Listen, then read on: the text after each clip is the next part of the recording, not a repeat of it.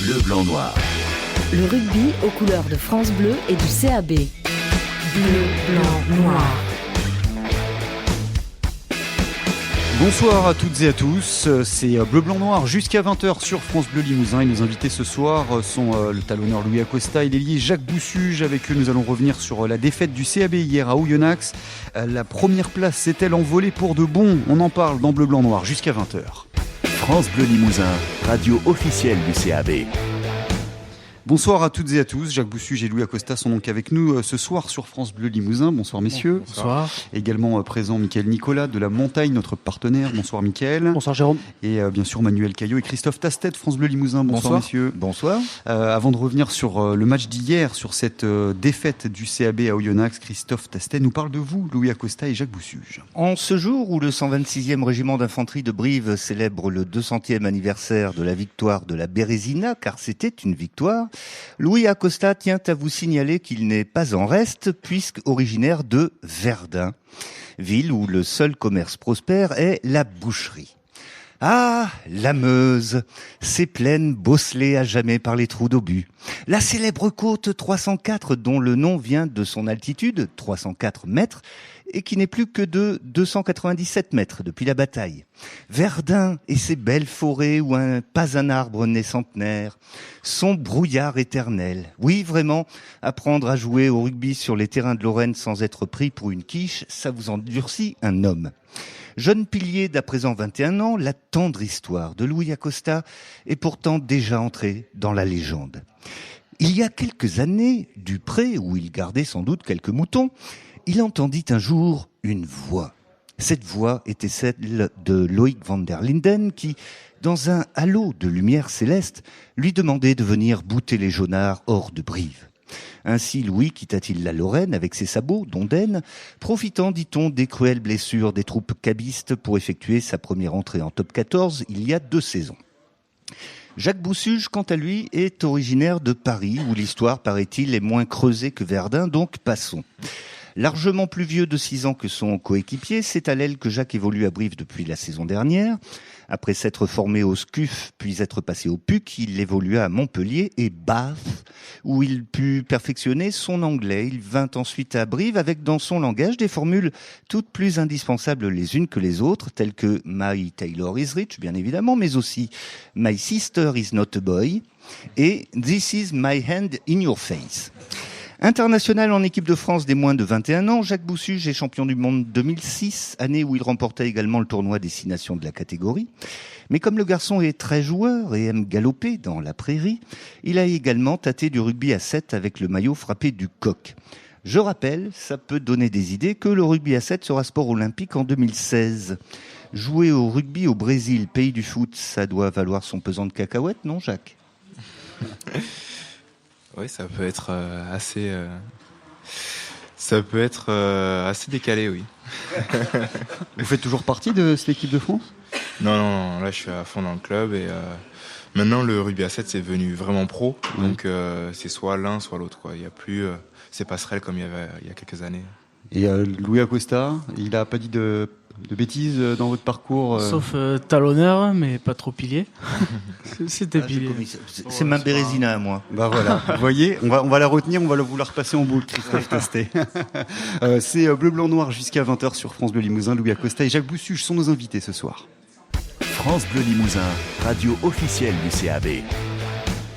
Et on va maintenant revenir sur ce match au sommet de la 12e journée de Pro D2. Hier après-midi, Brive a chuté sur le terrain du leader Oyonnax sur le score assez lourd de 40-19. Et pourtant, Manuel Caillot, le CAB avait réalisé une entame idéale, on peut le dire, avec pour commencer ces 2 essais de Louis Acosta à la 2e minute, avant celui de Jean-Baptiste Péjoine à la 12e. Et oui, tout est parti de Louis, d'entrée sur une belle combinaison, sur une touche, où il a choisi Arnaud Mella en premier bloc. Arnaud Mella qui l'a transmis à Tassili Bafoutou, qui a pu faire la passe sur un pas pour Louis, qui a fait parler sa pointe de vitesse après derrière.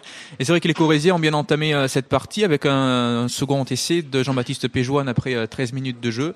Mais malheureusement, Brive a commis des fautes dans cette première mi-temps, ce qui a permis au buteur oyonnaxien Audi de permettre à son équipe de rester dans la partie. Et puis en deuxième mi-temps, Brive s'est désuni sur un quart d'heure, là où ils ont encaissé 4 essais. On va y revenir sur la deuxième mi-temps. D'abord, cette première période, beaucoup de pénalités contre Brive. Est-ce que c'est la mêlée briviste qui a réellement été dominée, Michael Nicolas, dans cette première mi-temps ? Mais non, le fait est que c'est même l'inverse. Sur ce début de match, la conquête briviste a été dominatrice. Même d'ailleurs, on peut le dire, sur l'essentiel de la rencontre. Alors c'est le minimum et c'est même une nécessité pour pouvoir faire un résultat à l'extérieur. Mais là, ça n'a pas suffi. Puisque en deuxième mi-temps, on va y revenir, mais il y a eu des erreurs, des absences qui ont permis à Oyonnax de marquer des essais, pour certains, des essais un peu casquettes, comme on dit. Voilà. Et alors, sur les pénalités concédées lors de la première mi-temps, c'est sur quel genre d'action ? C'est effectivement des pénalités sur des rucks, sur des phases de conquête, mais parce que c'était sur un match très engagé, il y avait le volume physique était très important sur ce début de rencontre, et même sur l'ensemble de la rencontre. C'est peut-être d'ailleurs là que les brivistes au moment où ils ont un petit peu baissé de pied, que derrière tout s'est enchaîné défavorablement pour eux. Manuel Caillot ? C'est vrai que sur cette première mi-temps, on parlait des fautes, mais il y a eu une intensité assez importante. Pour un match de Pro D2, c'est rare de voir une intensité comme ça. Et bon, c'est vrai qu'entre deux candidats à la montée, on pouvait s'y attendre, mais c'est vrai que pendant la première demi-heure, il y a eu un énorme combat. Ça a peut-être baissé de rythme un peu sur les 10 dernières minutes, mais les joueurs avaient besoin de souffler aussi, je pense. Une première mi-temps très intense, Louis Acosta ? Oui, assez intense parce que, on se connaît, physiquement devant, c'était dur. On s'était dit avant le match que la conquête allait être très dur, surtout pour la mêlée. Là, on était plutôt dominateur, donc après, ça envoyait du jeu beaucoup de part des deux équipes. Et oui, pas mal d'intensité. Et donc à la mi-temps, 2 essais de Brive, beaucoup de pénalités pour Oyonnax, c'est un résultat assez équilibré. Brive qui est devant quand même, 16-15. Qu'est-ce qui se dit à la pause dans le vestiaire ? Jacques On se Boussuge ? dit vraiment qu'il faut qu'on a un coup à faire, qu'on tient la chance et qu'il faut aller chercher la victoire. Ouais, pas trop déçu d'avoir finalement concédé autant de pénalités malgré cette entame ? Si, c'est sûr, mais après, oui, c'est sûr que on est forcément déçu vu le score, quoi.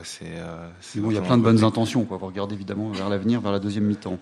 Et donc deuxième mi-temps cauchemardesque, je crois qu'on peut le dire, avec pas moins de 4 essais encaissés en seulement 10 minutes entre la 55e et la 65e minute de jeu. Manuel Caillot, là, ça a été vraiment la marée de Oyonnax sur les têtes brivistes. Oui, alors bon, c'est vrai que, comme le disait Mickaël tout à l'heure, des essais casquettes, car les 4 essais n'ont pas été construits. C'est des essais à 0 passe de la part des joueurs de l'Ain, et ils ont su profiter de petites erreurs brivistes. Il y a eu un ballon relâché dans l'embut, il y a eu un renvoi au 22 mètres joué vite qui est sorti directement en touche, il y a eu un dégagement contré. Voilà, des petites erreurs individuelles, mais qui ont été payées cash derrière, et Oyonnax a su en profiter pour faire gonfler le score. Et puis c'est vrai que pendant 15 minutes environ, là, ça a été des vagues sur l'embut briviste.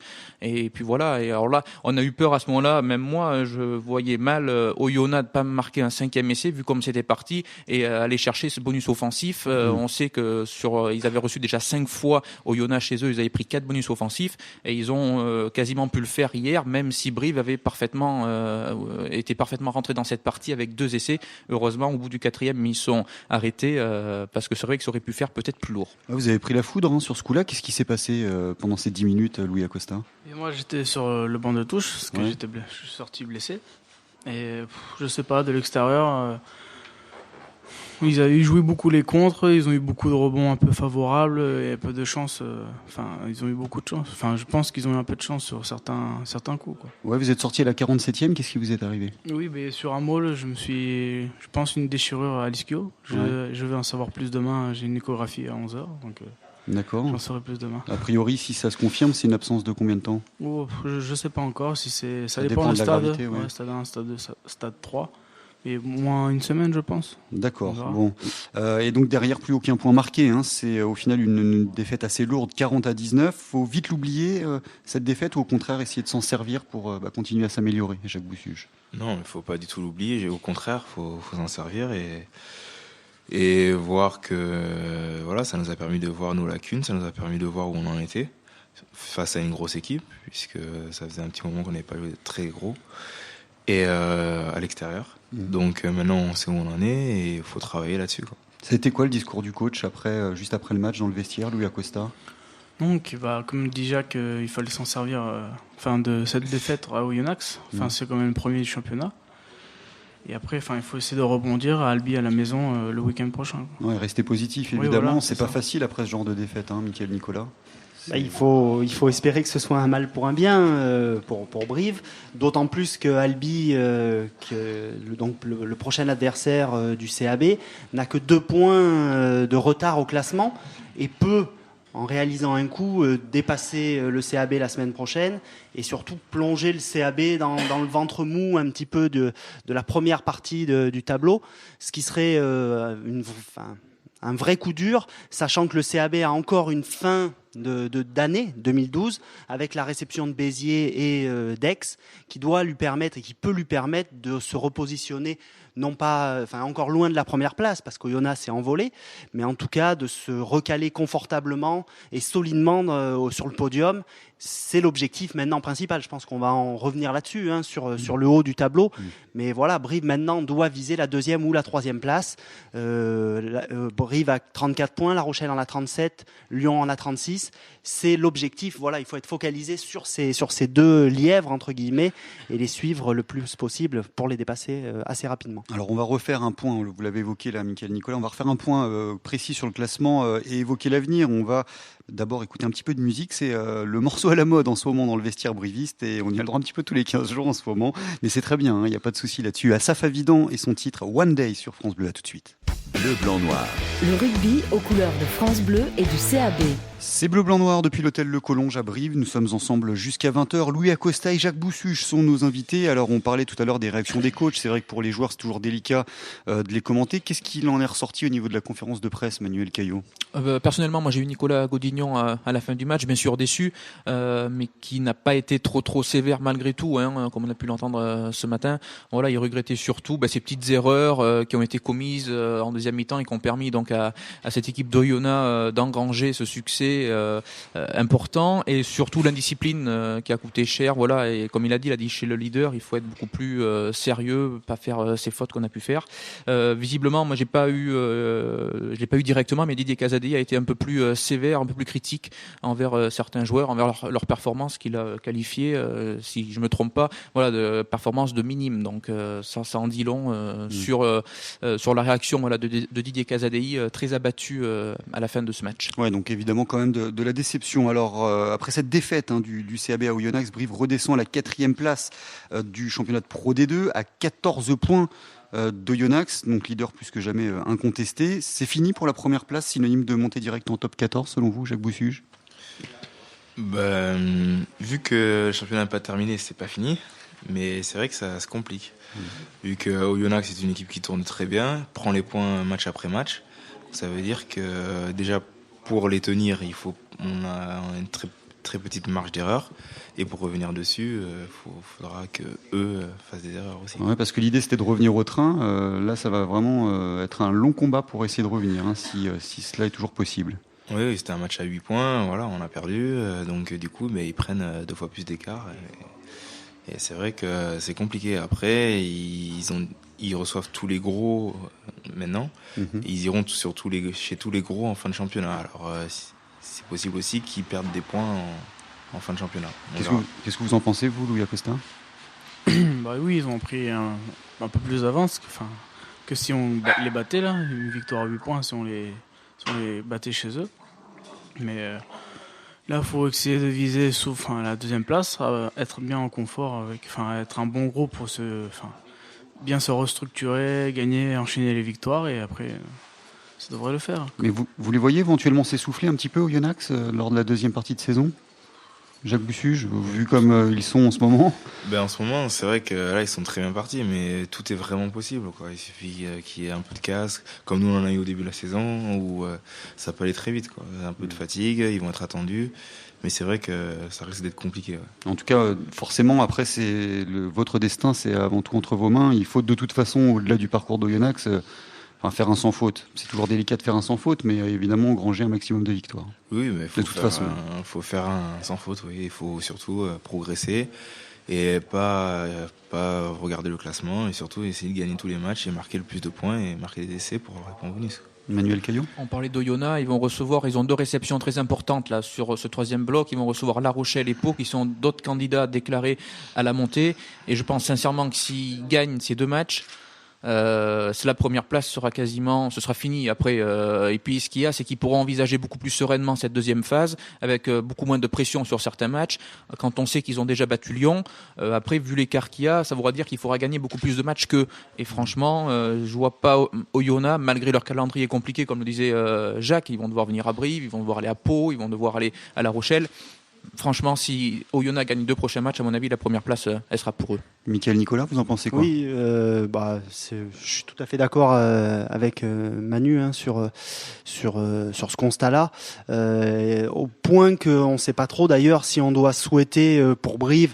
Ensuite, c'est des comptes d'apothicaire un peu, mais si on doit souhaiter qu'Oyonnax perde contre Pau et La Rochelle, parce que ça pourrait... C'est presque eux les principaux concurrents. Voilà, les points que Brive pouvait reprendre sur le leader dans les confrontations directes, d'autant plus à l'extérieur contre Oyonnax, compter double. Le fait de les avoir perdus, c'est donner des points de compte double à des adversaires directs, et on voit que dans les 5 qui peuvent que dans le quintet de tête, on risque très probablement de retrouver La Rochelle, Pau et Lyon. Et probablement, en tout cas, il n'y a pas de raison que ça se passe autrement, parce que Brive était quand même sur une série de 5 matchs, de 5 victoires en 6 matchs. Brive aussi dans ce quintet. Après, ce qu'on a vu sur les 2 derniers week-ends, c'est la différence qu'il peut y avoir entre une équipe d'Oyonnax qui aurait quasiment sa place actuellement en top 14, tant c'est une machine bien rodée, et des équipes de milieu bas de tableau comme Colomiers qui ont fini par craquer là où Oyonnax sur la fin de match avait encore de la réserve, un banc qui a plus pesé que celui de Brive. Voilà, les 2 matchs que vient de remporter Oyonnax vont dissuader presque les équipes qui y vont en dehors peut-être de La Rochelle et Pau, et encore je pense qu'ils vont y aller la crainte, la peur au ventre obligatoirement. Il leur reste 8 matchs à jouer à domicile. Vu leur début de saison, on les voit mal avoir un accident à domicile, donc pour les rattraper ce sera extrêmement compliqué. Ouais, est-ce qu'il faut préciser que là où certaines équipes font tourner pour aller au Oyonnax, Brive s'est déplacé avec son équipe entre guillemets type, quoi, hein, Manuel Caillot? Oui, je pense que Brive, après cette victoire bonifiée face à Colomiers, avait pour ambition d'aller chercher quelque chose, un bonus défensif, voire plus. Et voilà, ils ont voulu tenter le coup à fond. On le rappelle, sur ce 3e bloc, l'objectif affiché par le staff, c'est 19 points. Il y en a déjà 5. On sait que Brive va recevoir encore 3 fois, d'où l'importance de battre Albi dimanche. Et après, je pense qu'ils ont tablé sur 2 victoires bonifiées face au Pays d'Aix et face à Béziers. Alors voilà, ils s'étaient peut-être pas fixé d'objectifs particuliers sur les déplacements. Bon, ce week-end, c'est un déplacement à 0 points. Il y a La Rochelle qui arrive dans 15 jours, où là, je pense s'ils pouvaient décrocher un petit point là-bas, ce serait quand même positif. Alors pour revenir au classement, dans la course aux places qualificatives pour les demi-finales d'accession, le CAB reste dans les clous, hein, puisque La Rochelle est 2e avec 37 points, Lyon 3e avec 36 points, Brive et Tarbes suivent avec 34 points, mais ça s'est resserré derrière avec Pau, Aurillac, Albi et même Carcassonne, Carcassonne a 4 points seulement du CAB. Tout s'est resserré ce week-end, hein, Jacques Boussuge. Ah oui, tout est vraiment serré. On le savait avant le début du championnat qu'il y avait 8 équipes qui allaient jouer la montée. Maintenant, voilà, c'est sûr qu'il faut qu'on vous laisse les calculs. Et nous, il faut qu'on arrête de calculer et qu'on joue, parce que le meilleur moyen c'est de baisser la tête, de prendre 5 points à chaque fois, qu'on joue au Oyonnax, qu'on joue Aix-en-Provence ou n'importe qui, et arrêter de calculer tout le temps sur les blocs, sur des machins, etc. Parce que sinon, on va pas s'en sortir et on va avoir la tête au calcul, au classement. Voilà, nous, il faut qu'on se concentre sur du rugby, essayer de progresser, de jouer de mieux en mieux et de gagner de plus en plus, quoi. Après, c'est un bon indicateur, le classement. Il n'y a pas de temps à perdre, quoi, Louis Acosta. Oui, c'est sûr, il n'y a pas de temps à perdre, mais je pense qu'il faut prendre chaque match, tous les matchs un par un, quoi. D'abord, battre chaque équipe au fur et à mesure, quoi. Donc le prochain match, c'est Albi à la maison. Comme on vient de le dire, là, la nécessité, c'est de faire le plein sans trop compter.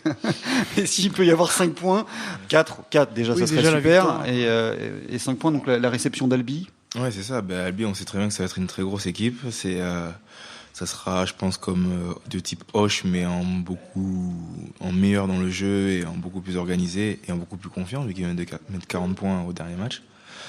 Donc le match piège, surtout qu'ils recherchent une victoire extérieure. Après voilà, c'est à nous de mettre les ingrédients, de faire ce qu'il faut pour justement gagner, et ce serait bien de marquer les essais, quoi. Ça c'est sûr. Albi, Louis Acosta. Mais oui, c'est c'est une grosse équipe. Mais après, oui, il faut qu'on se restructure cette semaine, qu'on repart sur de bonnes bases, bien structurées. Quand vous dites se restructurer, ça veut Non, dire quoi? mais C'est se recentrer sur vous, voilà, rester toujours aussi solidaire. oui, voilà, c'est ça, que le groupe reste toujours solidaire, qu'on se respecte et qu'on travaille dans le même élan. Est-ce que ce genre de défaite, ça peut toujours fissurer un petit peu? Il y a toujours ce risque-là, hein, d'amener quelques tensions. Donc là, l'idée, c'est de rester bien entre vous, se remettre à bosser. C'est ça que vous voulez dire? Oui, après, ça peut vu qu'on sort d'une défaite à Oyonnax, nous ressouder encore plus pour aller à Albi et chercher au moins 4 points, la victoire. Manuel Caillou. Albi n'est peut-être pas l'adversaire à rêver. On sait que c'est une équipe assez pénible à jouer, pardonnez-moi l'expression, mais ils sont pénibles. Voilà, ils se battent, ils essaient de mettre la pagaille un petit peu devant. C'est une équipe qui est pas facile à bouger. Voilà, c'est pas l'adversaire à mon avis aujourd'hui rêvé pour le CAB après cette claque reçue hier face au leader. Donc voilà, espérons en tout cas que Brive se remobilise. On va leur faire confiance, mais c'est vrai que la partie s'annonce en tout cas délicate. C'est Bleu, Blanc, Noir sur France Bleu Limousin. Nous sommes ensemble jusqu'à 20h. On va s'écouter un petit peu de musique. Nina Simone, Feeling Good sur France Bleu. À tout de suite. France Bleu Limousin, radio officielle du CAB. Et on va, après avoir parlé du dernier match face à Oyonnax, on a également fait un point sur le classement, la course à la première place, c'est compliqué, la course aux places d'accession pour les demi-finales. On va maintenant un petit peu plus parler de vous, Jacques Boussuge et Louis Acosta. Louis, vous restez sur 2 titularisations à votre poste, celui de talonneur. Bon, vous vous êtes légèrement blessé ce week-end, ça c'est une mauvaise nouvelle, mais sinon c'est évidemment une bonne période pour vous. Oui, avec la blessure de Guillaume, ça m'a permis, et de Yuri qui est parti en sélection de Géorgie, ça m'a permis de faire un peu quelques matchs, de pouvoir enchaîner quelques matchs. Là, de ma blessure, ça va me casser un petit peu, pas dans mon élan, mais ça va me casser un petit peu et j'espère après vite revenir et rejouer vite, assez rapidement. C'est en tout cas des opportunités à saisir. Vous avez fait un bon premier match. La première mi-temps, comment ça s'est passé également du côté d'Oyonnax? Bon, oui, c'était plutôt satisfaisant. Après, il y a toujours quelques choses à corriger, quoi, pour être très bien. Après, oui, moi particulièrement, ça a été, mais... En parlant d'ailleurs du poste de talonneur, il va y avoir, et de la première ligne en général, il va y avoir des retours très bientôt, Manuel Caillou. Et oui, pour dimanche, des retours bienvenus. Comme le disait Louis, il y a donc Yuri Natriashvili qui revient de sa sélection avec l'équipe de Géorgie, tout comme David Kinchagishvili au poste de pilier gauche et Mike Blair qui était remplaçant hier devrait donc bien sûr postuler encore dimanche. Et pour revenir aux performances de Louis, la semaine passée face à Colomiers, c'était son premier match. Alors c'est vrai que quand on est talonneur, on regarde beaucoup la réussite sur les touches et je crois que sur l'ensemble du match, il y a eu un ballon perdu entre guillemets sur touche parce que le lancer n'était pas droit, il avait été récupéré. Donc il y a eu beaucoup de touches pour Brive sur ce match-là et voilà, ça peut montrer qu'il s'est bien acclimaté, même s'il joue souvent avec l'équipe Espoir, il s'entraîne avec les pros et les automatismes sont là, les combinaisons sur les touches sont bien connues, tout est rodé, donc voilà, c'est bien, c'est positif. Oui, non, mais après, je sais, avant le match de Colomiers, j'avais pas beaucoup de temps de jeu. Parce qu'il y avait quelques matchs, j'avais joué un faible temps de jeu en première. Après, en espoir, j'allais jouer tout le match Castres. À Castres, on avait joué et vu que Guillaume s'était blessé à Dax le samedi, il m'avait dit ne pas jouer, mais j'ai fait quand même une mi-temps pour encaisser un peu de temps de jeu. Mais après, là, la semaine dernière à Colomiers, 75 minutes, c'était assez long, mais ça m'a remis un peu dans le train pour ce match d'Oyonnax. Alors j'ai demandé à votre entraîneur Nicolas Godignon ce qu'il pensait de vos performances la semaine dernière. Il est très satisfait et il dit évidemment qu'il vous reste beaucoup de travail à effectuer. Ça c'est une évidence. Vous êtes un jeune joueur. Selon vous, quels sont les domaines où vous devez encore travailler, progresser? Je peux progresser encore plus de régularité dans mes touches, même si pour l'instant c'est satisfaisant. Après en mêlée surtout, mieux apprendre la mêlée. Mieux être dans ce domaine et après dans le jeu ou être plus dur au mal quand sur les plaquages ou choses comme ça. D'accord, très bien. Et donc vous avez été remplacé par le dernier venu, je crois, c'est ça, François Darros. Donc c'était ses premières minutes sous le maillot du CAB. Qu'est-ce que ça a donné, l'entrée en jeu de François Darros? C'était juste avant que Brive prenne la marée, malheureusement pour lui. Oui, c'est vrai que c'était pas l'entrée rêvée pour lui. C'est pas facile de se mettre dans un match comme ça, surtout quand l'équipe recule et quand l'équipe subit, comme ça a été le cas sur ce quart d'heure hier. Bon, après sa rentrée, c'est pas facile, je pense, pour lui, parce qu'il découvre, il avait qu'une semaine d'entraînement, il est arrivé que le lundi. Alors, ça fait très très court pour préparer un match, même s'ils ont beaucoup travaillé vendredi matin, notamment sur les touches. Ils sont entraînés sur les lancers et tout. Voilà, c'est pas facile. Après, sa rentrée, elle a été positive, je pense, pour lui. Voilà, ça lui a permis d'avoir quelques minutes avec ses nouveaux coéquipiers. Il faudra qu'il confirme sur les prochains matchs. Alors vous, Jacques Boussuge, vous n'avez pas été souvent aligné par le coach depuis le début de saison. C'est un début de saison un petit peu compliqué. Comment vous l'expliquez ? Oui, il y a plein de raisons. Après, d'abord, c'est un choix du coach. Après, ensuite, sur le deuxième bloc, j'ai commencé à enchaîner, mais j'ai un problème à l'ischio, moi aussi. Vous avez été coupé dans Donc votre j'ai talon. raté 2 matchs, ouais. Donc j'ai pu faire que 3 matchs sur les 5. Et voilà. Et après, depuis récemment, j'ai joué que 7 minutes contre Colomiers. Ouais. Donc pas suffisamment pour pouvoir se montrer vraiment. Et c'est difficile de pouvoir se montrer pour pouvoir postuler. Après, voilà, on voit que derrière, depuis le début de la saison, ça tourne à chaque fois, même s'il y a 2-3 joueurs qui ont un peu plus joué, mais ça tourne vraiment. Ça se joue vraiment. Il n'y a rien installé, quoi. Donc les places sont toujours à prendre. Et voilà, moi j'attends mon heure, je m'entraîne dur dans mon coin et j'attends. On verra le jour où il me fera confiance. Il y a une grosse concurrence dans le groupe ? Non, je trouve. Non, il y a. Il y a la concurrence, mais pas plus que dans un club pro, en fait. Mickaël, Nicolas. Oui, ce qu'on peut dire a priori, moi je suis pas coach, mais c'est que a priori Jacques Boussuge devrait de nouveau avoir sa chance.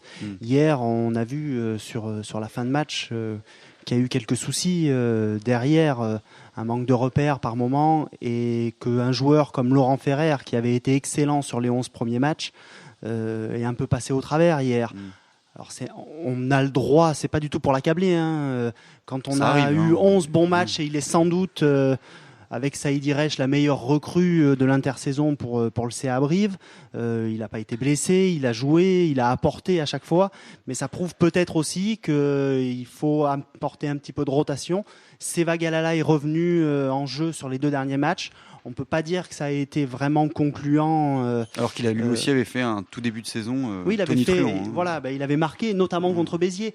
On peut ensuite se demander si, compte tenu de son âge, de son inexpérience relative, il a 19 ans, Seva Galala, il peut encaisser des matchs comme Oyonnax. C'est différent sur un début de saison à Béziers de marquer très vite dans un début de match et ensuite de pouvoir apporter davantage, notamment sur le replacement défensif, où il faut plus de bouteilles sur un match comme Oyonnax avec des joueurs derrière qui sont très rapides et très en place. Donc je pense, mais je veux pas trop m'avancer, ensuite les coachs de manière font bien ce qu'ils veulent, mais je pense qu'on devrait voir à nouveau des rotations et que ce serait sans doute très sain pour le CAB, ne serait-ce que pas pour sanctionner des joueurs, même s'ils le seront peut-être, mais en tout cas aussi pour leur permettre de souffler un petit peu et de réinsuffler un petit peu de concurrence, ce qui avait été le cas quand Romain Sola est revenu la semaine dernière. Il était boosté par le fait que Thomas Laranjeira avait fait de très bons matchs. Thomas est passé un peu au travers hier sur son entrée. Là encore, c'est un jeune joueur, on ne peut pas lui en vouloir ou l'accabler. Mais voilà, il faut que chacun puisse puiser dans la concurrence d'une motivation et puis que ça permette au groupe briviste d'avancer. Vous voulez dire que la concurrence, il y en a, mais pas forcément la même à tous les postes ? Mickaël, Nicolas ? Ça a quand même tourné derrière, c'est pas la question, mais c'est vrai que comme le disait Jacques, Laurent Ferrer a très peu tourné, Jean-Baptiste Péjoine pour des raisons évidentes, puisque Mike Blair était pas là ou qu'il avait été blessé, a assez peu tourné, qu'il y avait des jeunes derrière et que décemment on pouvait pas lancer Nicolas Faltrep qui en plus a été blessé, ou Romain Cusiolek dans le bain comme ça sur des matchs qui étaient encore importants, sur le bloc précédent où Brive avait besoin de se replacer dans le haut du classement, mais voilà, c'est pas tellement qu'il manque de rotation, c'est que on peut, je pense que le CAB devrait le faire plus systématiquement ou plus régulièrement, sans avoir peur de prendre un risque, et que ça pourrait apporter. Très bien. L'avis donc de Mickaël et Nicolas de la Montagne. Manuel Caillot. Oui, pour ajouter pour le poste d'ailier, il faut bien voir aussi que depuis plusieurs matchs, le staff aligne Julien Caminati. Alors c'est pas un pur ailier, Julien, mais le staff l'aligne pour son pied, puisque c'est lui qui a pris les tirs au but hier. Alors bon, c'est vrai, c'est pas facile, il est peut-être plus arrière, mais c'est pas facile aujourd'hui de déloger Laurent Ferrer, surtout avant le match face à Oyonnax où il avait enchaîné les bonnes performances. Donc voilà, c'est vrai que les ailiers comme Jacques doivent en plus faire face à cette concurrence. C'est pas un pur ailier, Julien, mais voilà, aujourd'hui le staff l'aligne pour pouvoir profiter de ses qualités de buteur. Ouais, puis il apporte sa fougue également. Il a également d'autres qualités que son jeu au pied. Ah oui, tout à fait. Je ne veux pas le ramener qu'à sa simple qualité de buteur. Il y en a bien d'autres. Qu'est-ce que vous pensez de ce niveau sur le championnat de Pro D2, Jacques Boussuge? Je trouve que c'est un niveau... comment dire au niveau d'engagement, les équipes s'engagent beaucoup. Après, comparé au top 14 l'an dernier, je trouve que c'est beaucoup moins... il y a plus d'intensité dans le jeu. Certaines équipes ont beaucoup d'intensité de jeu, d'intention de jeu, mais je trouve que c'est moins dur, on va dire. C'est-à-dire que l'an dernier, si on n'arrivait pas à 200% à chaque match, on savait qu'on allait prendre une branlée. Et on savait qu'on pouvait pas gagner. Ça, c'était sûr. Là, c'est vrai que c'est un rythme différent, il y a moins de rythme, c'est beaucoup plus cassé, c'est beaucoup plus entrecoupé de pénalités, ça siffle beaucoup plus, etc. Donc il y a moins d'action, il y a moins de répétitions. Et aussi sur certains fondamentaux comme des couvertures, etc. Il y a beaucoup plus d'oublis ou des trucs comme ça. Donc il y a plus de coups, il y a plus de possibilités de marquer des essais. Voilà, je trouve la différence qu'il y a avec le top 14. Louis Acosta? Pour moi, la différence, j'ai pas eu beaucoup de temps de jeu en top 14, donc pour moi, je comparais Espoir Pro D2, c'est beaucoup plus intensif au niveau, un peu du rythme quand même, mais surtout de l'engagement physique. Et justement, pour vous qui avez surtout joué avec les Espoirs, c'est finalement peut-être une bonne opportunité que de pouvoir jouer d'abord en Pro D2 avant l'étage supérieur? Oui, c'est sûr, ça m'apporte du métier, surtout vu que c'est très rude devant sur la mêlée, les phases de ruck. C'est une bonne école, la Pro D2 pour les avants. Oui, je pense que c'est une bonne école pour moi de progresser en Pro D2. C'est bleu, blanc, noir jusqu'à 20h sur France Bleu Limousin. On va bien sûr dans un instant passer aux cartons blancs, les cartons noirs, les coups de cœur et les coups de gueule sur l'actualité du rugby et du CAB. Mais avant de passer aux cartons, on va écouter le groupe The Wanted et leur titre Chasing the Sun sur France Bleu Limousin. À tout de suite. France Bleu Limousin, radio officielle du CAB.